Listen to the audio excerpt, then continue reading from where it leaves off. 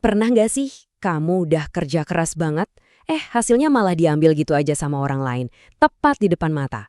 Nah, kali ini kita akan bedah satu cerita yang dalam banget soal ketidakadilan dan gimana respons dari dalam diri kita justru bisa jadi kekuatan terbesar.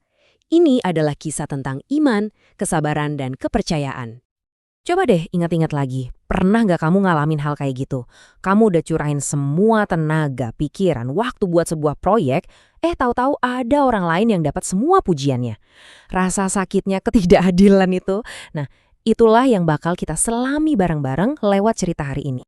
Oke, cerita kita ini dimulai di sebuah ruang kelas dengan seorang siswa bernama Niko dan sebuah poster yang ternyata bakal jadi ujian besar buat dia.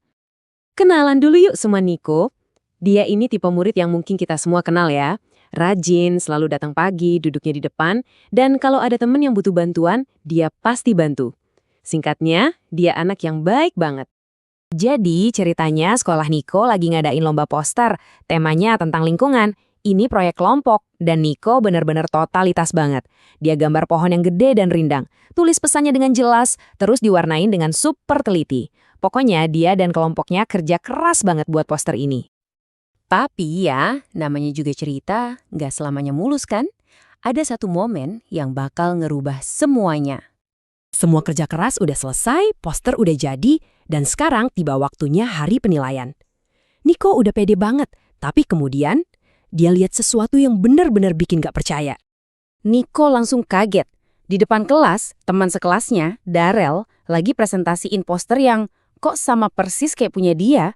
Dan yang bikin makin nyesek, gurunya muji-muji Darel setinggi langit buat kerja keras yang jelas-jelas bukan punya dia. Jadi, apa sebenarnya kejadian?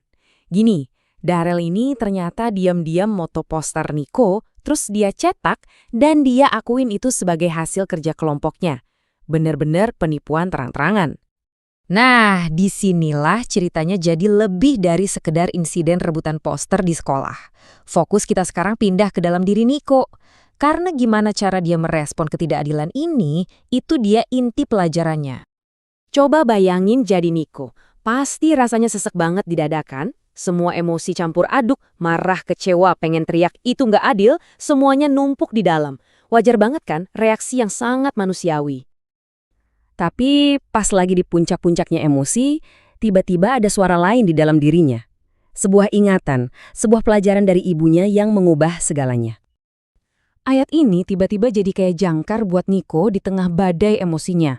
Keyakinan kalau ada kekuatan yang lebih besar, seorang raja yang berkuasa atas segalanya, yang melihat kebenaran.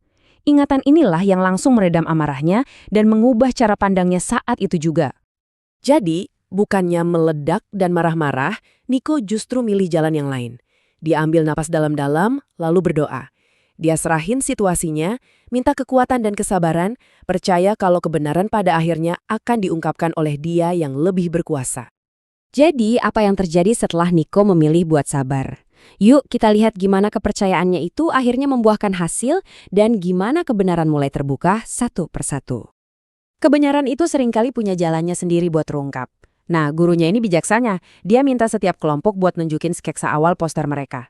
Pas giliran kelompok Darel, semuanya langsung jelas. Draft mereka sama sekali beda sama poster akhir yang mereka kumpulin. Buktinya udah nggak bisa dibantah lagi. Dihadapkan sama bukti yang jelas banget, Darel akhirnya nggak bisa bohong lagi. Dia nunduk dan akhirnya ngakuin kesalahannya di depan Niko. Dia nyesel banget. Dan Niko dengan besar hati langsung memaafkan Darel. Akhirnya keadilan pun ditegakkan. Sang guru akhirnya mengumumkan kalau kelompok Niko adalah pemenang yang sesungguhnya. Tapi yang menarik, buat Niko, menangnya itu sendiri bukan poin utamanya. Yang paling berarti buat dia adalah perasaan lega dan damai yang dalam banget, keyakinan kalau Tuhan benar-benar udah ngejaga dia selama proses ini. Jadi, dari cerita Niko ini, pelajaran apa sih yang bisa kita bawa pulang buat kehidupan kita sehari-hari? Ada beberapa pesan penting nih yang bisa kita renungkan. Intinya sih, ini soal keyakinan. Percaya kalau ada kekuatan yang lebih besar yang berkuasa. Keyakinan ini loh yang bisa jadi sumber kekuatan kita dari dalam pas lagi ngadepin hal-hal yang gak adil. Ini ngasih kita harapan kalau keadilan dan pemulihan itu mungkin. Dan pada akhirnya, cerita ini nunjukin betapa kuatnya pilihan kita sendiri. Pilihan untuk tetap sabar, jujur, dan percaya.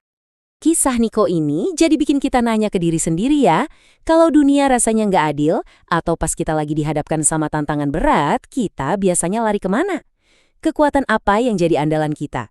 Sebuah pertanyaan yang bagus untuk direnungkan. Terima kasih sudah menyimak bahasan kali ini.